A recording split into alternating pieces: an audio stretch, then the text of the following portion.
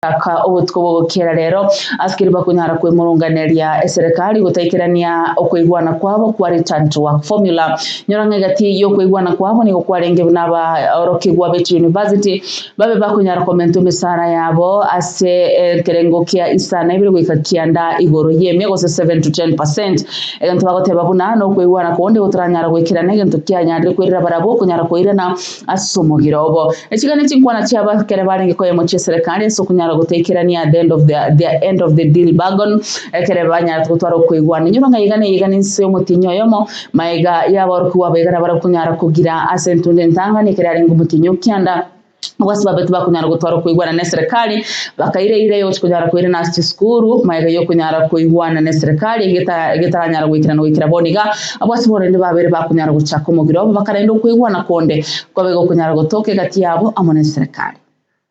If you have given a member 7%, it will show. And we are not dealing with illiterate people. Don't know how to calculate 7% and 4%. So you cannot cheat them. And you want UWASU officials to be part of that manipulation? That one we will not do. I want to tell UWASU members, wherever they are, just work today up to midnight. Work today up to midnight.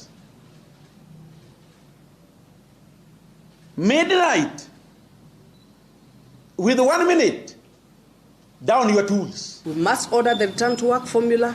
We must honor the recognition agreement that we have. And we are also telling the government that it is time CBS are negotiated in time. When there is delay in negotiation, somebody starts sitting back and saying this figure is too high. If CBS are negotiated and implemented in time, nobody would have a problem, and that's what we are calling for. We cannot be at the end tail of our CBA and we are still being taken round and round. All right, yonkorwa asensemo ye chisemi. Tukora agenda asensemo yendi